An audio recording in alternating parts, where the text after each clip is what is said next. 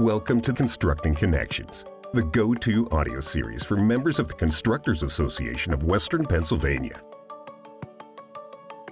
Hello, everyone, and welcome to Constructing Connections. My name is Rich Barcaskey, and with me today is Rob Vescio of C&G Strategies. Rob is CAWP's lobbyist and is here to provide an update and breakdown on the governor's budget negotiations and how it particularly affects the highway construction industry. Welcome, Rob. Oh, thanks, Rich. Thanks for having me. So, as budget negotiations heat up in Harrisburg right now, what is the overall status and timeline for the current budget? Rich, it's going to be a pretty interesting next few weeks. To recap, the governor's initial budget proposal back in February was a $51.5 billion budget proposal, which is a 7% increase over this current fiscal year. Which is $48.3 billion.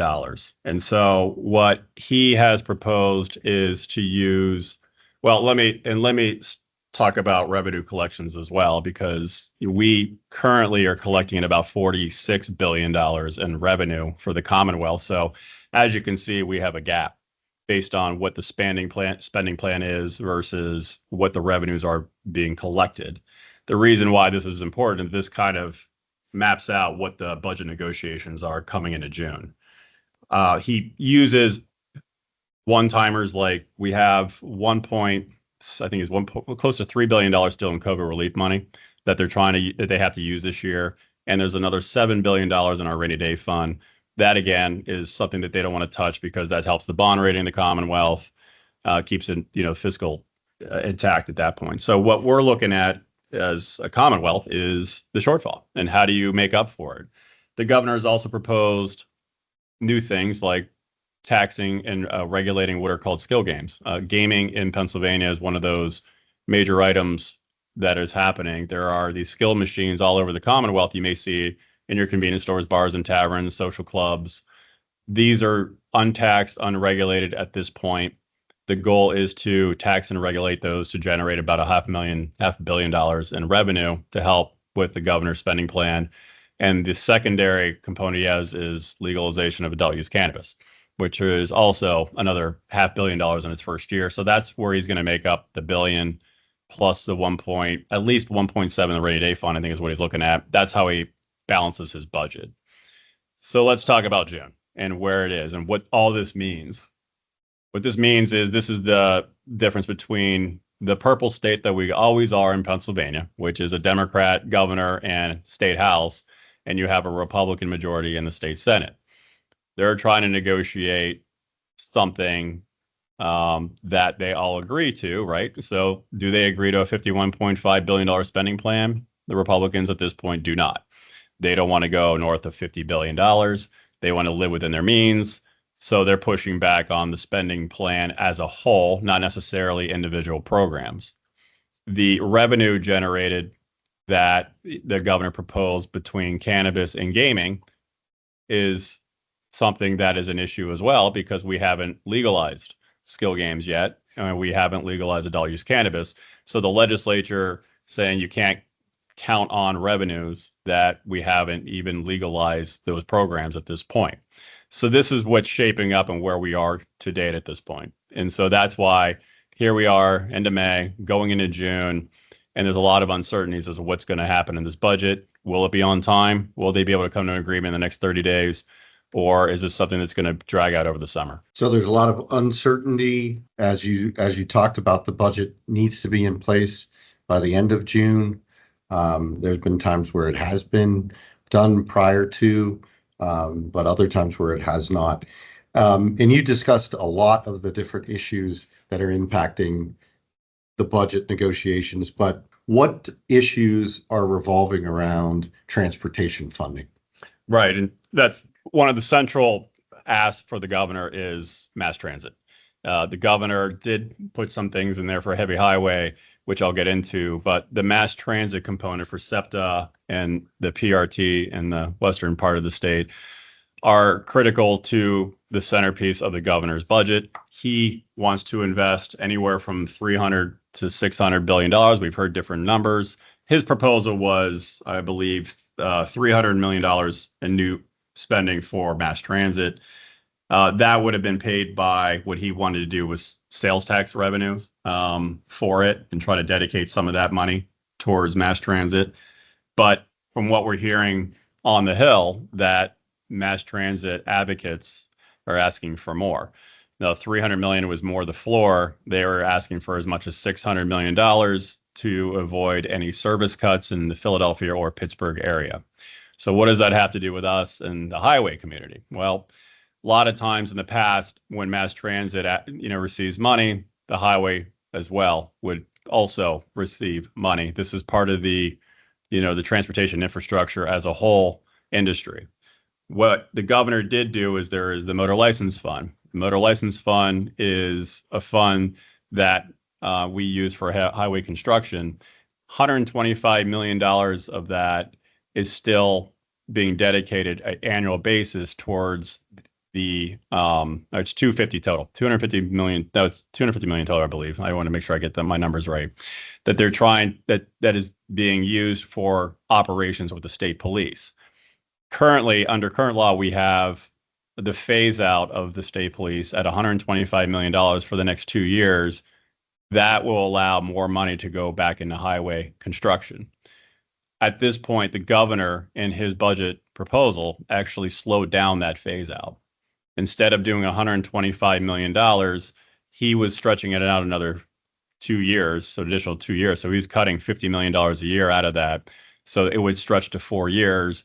This is one of the things as an industry that we are pushing back on to make sure that that motor license fund is completely down to zero sooner rather than later. We'd like to get it all this year. It would be about $250 to $300 million left that we're trying to get as part of a deal, maybe with mass transit, that if they're going to support mass transit, that we would get this phased out now, because as we know about government, if it's still there, they're going to the harder it is to get later down the road.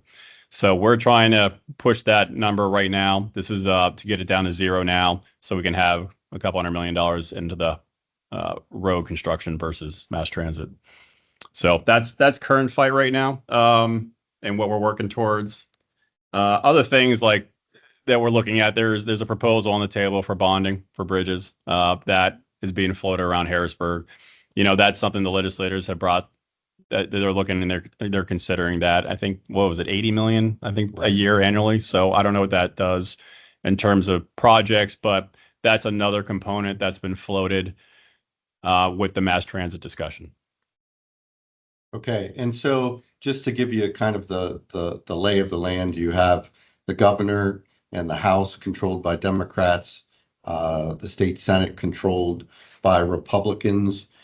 You talked about, I think it's safe to say that the governor's priority right now is the funding for mass transit. Where do you see sort of the battle lines on transportation, the transit versus highway construction? Where are those battle lines as it pertains to, a mixed government where you have leadership, one branch controlled by the Democrats, the other branch controlled by the Republicans? Yeah, it's a good question, because what we have is the governor is, pushing for everything. You have the House Democrats. Yes, they are for highway funding, but a lot of them are from the Philadelphia area in terms of the leadership. And they do have a priority to take care of SEPTA. And SEPTA is a big political driver in this budget. And so as they're going through this process, the House Democrats are insisting on money for mass transit. And same thing out here in Western Pennsylvania. I mean, Senator Jay Costa from Western Pennsylvania, he's definitely pushing to help PRT and making sure that they get what they need so there aren't service cuts. And there's House Democrats out here, same thing. Like, they're making sure that the service cuts do not come to reality that they're talking about. I think they said 30 routes potentially for the PRT was the latest that they were talking about cutting if money isn't coming to them. So the Senate Republicans are the ones, and again, they don't represent areas like PRT and SEPTA. They're more in the T areas of the state. Highway construction is their priority. They want to make sure that roads and bridges are being taken care of. And the other thing is they also want to make there's an east-west component. Like, they want to make sure that Western Pennsylvania is receiving its fair share of highway funding. And so you have the Senate Republicans led by Senator Kim Ward from Westmoreland County, and Senator Joe Pittman from Indiana, who are insisting on, if mass transit funding happens, that we need to make sure that highway construction and bridge road construction is also part of the mix. Now, here's the challenge, though. The challenge is they're pushing, but they have to watch, because if you're talking about both entities, you could talk about almost $600 million to $700 million in new spending that they have to find. And so that is the challenge for the leadership of the Senate, because they want to make sure that highway construction and bridge construction is part of the mix. But how do you do that without blowing the budget past, what is acceptable and affordable? So this is June. This is what June's all about, is how do you make those priorities? And so this is, as we're going into these weeks, they may have to cut back on other priorities in the state. So obviously, for our members who are out there maintaining and building highways and bridges throughout the Commonwealth of Pennsylvania, transportation funding is a critical issue in budget negotiations, whether on the state or the federal level. But obviously, that's not the only issue being discussed. So what other issues are out there that are impacting the state budget negotiations? I mean, Rich, you hit it right on the head, and one of the issues is federal government. The federal budget in the negotiations on the big, beautiful bill is something that we had to pay very close attention to. Before that bill started moving, we were looking at a $2 billion deficit just on Medicaid in PA. And that's something that they would have to make up somewhere in the budget. As the big, beautiful bill is moving forward now and passing the House and moving to the Senate and going through these negotiations, what we're hearing now is some of that was clawed back and some of that wasn't coming to fruition, but there is still a $1 billion hit to the SNAP benefit program that Pennsylvania receives from the federal government. Again, are they going to make up that whole $1 billion? I don't know where or how they do it, but they're probably going to have to do some combination of the state helping some of that program and probably rolling back some of the benefits of that program. This is important because the federal government and the money that flows from the feds to the state of Pennsylvania will impact this budget. Whether or not it does it in June, or not, is the question. And again, as appropriators, and they go through the month of June, they have to keep a mindset on that. So just to summarize some things, and I'm a history buff, so I like to talk about historical things. So I like to look at, negotiations as kind of like the battle lines and where are the battle lines drawn. But you definitely have an issue of Democrats versus Republicans, transit versus roads and bridges. And like you discussed, but I just want to highlight that, the transit issue is very much an urban versus rural issue. Transit systems, the big transit systems are located in the urban areas. So it's very difficult to get rural legislators to talk about funding transit without talking about funding roads and bridges. You have other issues like skill games and legalized marijuana. And then, of course, the big elephant in the room being the uncertainty coming from the federal government. So with that all kind of laid out, we'll ask you to get out your crystal ball and say, what do you see coming? When do you see a budget coming to fruition? Is it going to be on time? Is it going to be late? Is it going to be very, very late? Where do you see it coming? I want to be optimistic because, one, I want to have a summer myself.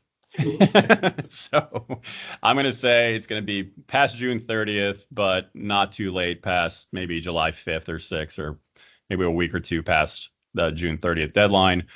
And that's happened before, where they've done, maybe a week or two past, and it hasn't impacted anything in the Commonwealth. Parks were still open, state stores, anything that's a state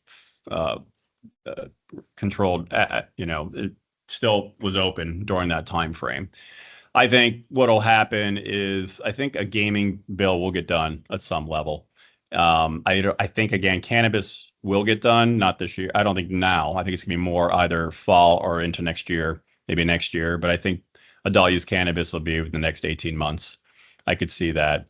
But the gaming one's going to be very interesting. I think they'll come together. I think it'll be less than a $50 billion budget. Again, the governor was asking for 51.5. I don't believe the Republicans will go. They will allow it to get beyond $50 billion. So they're going to use some of the rainy day fund at some level. But I think we can get it done. I think our motor license fund phase out will continue. Again, we're trying to take it a step further and get completely out this year, though. I mean, so we're kind of going more on offense than instead of just playing defense. But as the transit negotiations ramp up, I think they're going to get something. I don't think they're going to get anywhere near where they want to be. And I think we're going to be back here in 2 years talking about mass transit again. So we talked about the phase out of the state police from the motor license fund. We talk about that a lot in this industry. I think it does get somewhat complicated. So people know that there's funding of the state police that comes from the motor license fund. The motor license fund is obviously the fund where revenue that goes to building roads and bridges, which is what our members do, comes from. So phasing out of funding that goes somewhere else, like the state police, is critical. But talk about just why that is so important to get done now, as opposed to waiting another budget, for another budget or another year to go by. Yeah, and it's a great question, Rich, because one of the things that I didn't touch upon yet is the future of the Pennsylvania state budget, which is bleak. Like, the structural deficit will be real after next year. This year, we're good. Again, we have $7 billion in a rainy day fund. We have another $3 billion in COVID money. But when that COVID money is gone this year, and next year we're back here in June, they have enough revenues to get through that budget at this time. Now, again, we don't know what the world economy is going to look like in the next 6 months to a year, but at this point, they feel comfortable they can get through this budget and that budget. That next year is also election year. The governor's up for re-election. You have half the Senate and all the House members are up next year. They're going to get through next year, even whether they want to or not, because they're not going to see revenue enhancements next year during their re-elects, right? And so you're going to get through that year. But I'm going to tell you that year that after is going to be a crushing year. I mean, they're projecting that could be a $5 to $6 billion deficit in the Commonwealth of Pennsylvania. Getting back to your question, the reason why it's important to get out now, if it's still around and we're part of the motor license fund at that point, you can expect that one of the proposals will be to slow down that phase out. Right. And so we need to make sure now that everybody who's listening, motor license fund, we need to get out now.